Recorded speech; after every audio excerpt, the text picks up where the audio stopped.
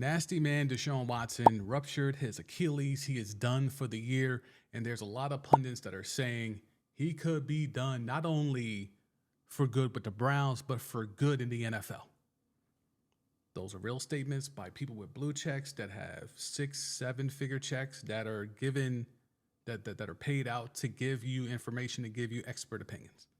And while that's one piece of it, and everyone's locked in on the fans were booing and cheering at the same time, it was a very mixed reaction, very polarizing reaction. And then after the game, your man's Jameis and Myles Garrett went out there and kind of defended your man's Nasty Man because, you know, that's their teammate and they didn't like the fans booing a player that got hurt and yada, yada, yada, right? So it's this constant loop. So player does a thing, fans react, then media reacts, then more fans react.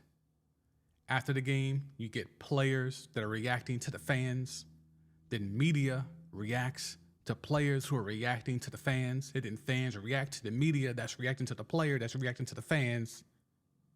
It's this nasty loop.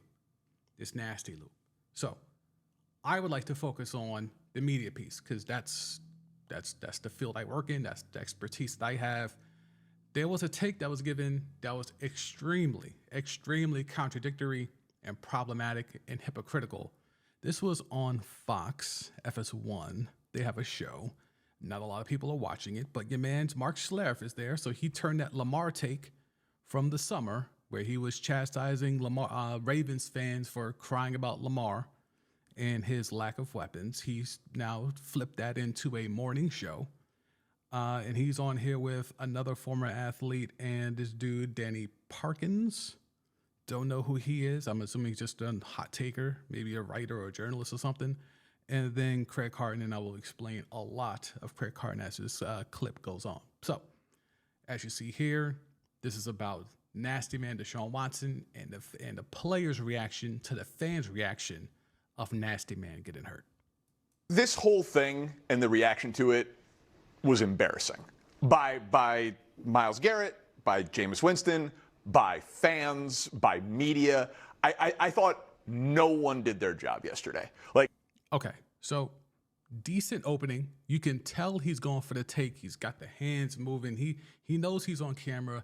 He knows he's got an ISO shot up because you can see that in like another monitor as you're giving the take. You can see what camera's on you. So he knows he's got an ISO right now. So he knows it's my time to cook.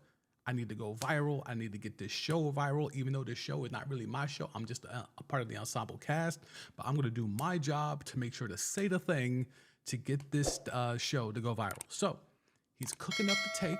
He's going there. He's saying everybody got it wrong. Fans got it wrong. Media got it wrong. Players got it wrong. Everybody got it wrong.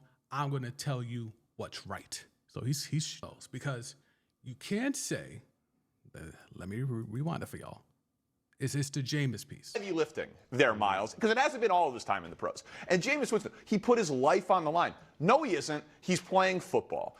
He put his life on the line. No, he isn't. He's playing football. Are we not forgetting that someone died on the field like less than 2 years ago? Have we forgotten about Damar Hamlin already? Have we gotten to the point in just footballdom where we forgot that a man was laid out with no heartbeat less than 2 years ago? I find it unbelievable that we could just poo-poo past the fact that someone died on the field and it's all now, less than 2 years later, is back to business. We're sitting here talking about that, you know, the Nasty Man put his life on the line. That's what Jameis said. This guy is saying that no, he didn't. He's playing football. Football is a sport that can kill you. And I don't know if y'all are up to speed on the whole Aaron Hernandez docu-series, whatever that's on FX, Hulu, whatever. But it reminded me of how Junior Seau went out. They have an episode, and Aaron Hernandez had a lot of concussions, undiagnosed mostly. And they do a really good job of documenting, like, again, it's not a biopic because he's not here to corroborate the story, but the assumptions that are made in terms of how many concussions he had to play through. This man, Junior Seau, took his life and made sure to take his life in a way that it wouldn't affect his brain, because he wanted his brain to be studied by science due to CTE, because he knows that playing football affected not only his life, but it affected his mentality, his psychology, and it ultimately caused him to take his own life because he couldn't deal. So it is putting your life on the line.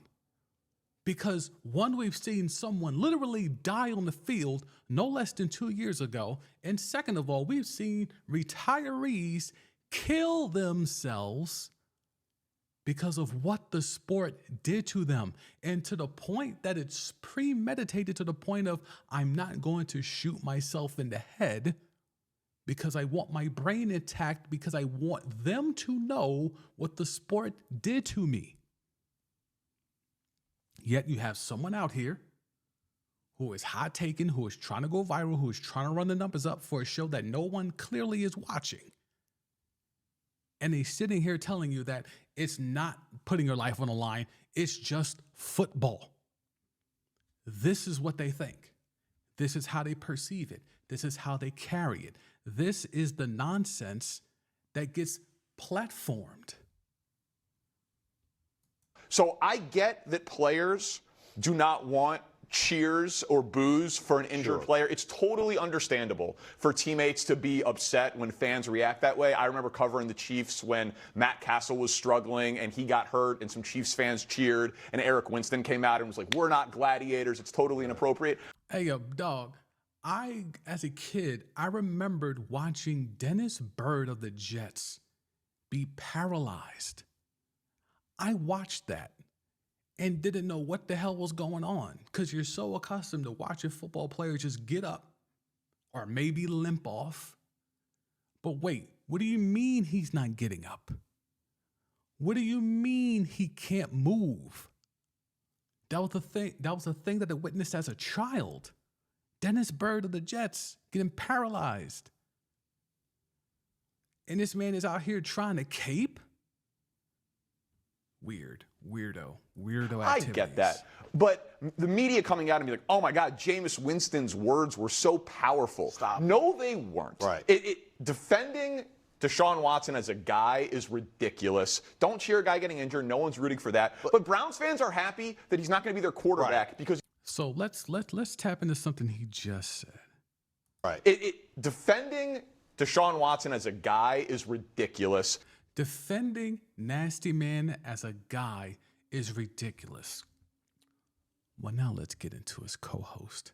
So his co-host over here is Craig Carton. Craig Carton was arrested by the feds. Craig Carton is a convicted felon. Not local, not state, not city. The feds came through to scoop this man up. He was a shock jock hot taker with a morning show. He literally had to go to jail while he had a radio show. Browns players defending the man that Nasty Man is problematic. Yet it's okay for you to be on a show and get a rather large check to do a show with a convicted felon? The hypocrisy is large. The hypocrisy is vast. I need y'all to understand, this man is getting a check. I don't really know who he is. Don't really care either, because no one watches this show. But yet and still, this dude Carton keeps failing upward. He got popped by the feds. He came back. He got his old job back. And then pivoted that into TV. And then pivoted that into more TV.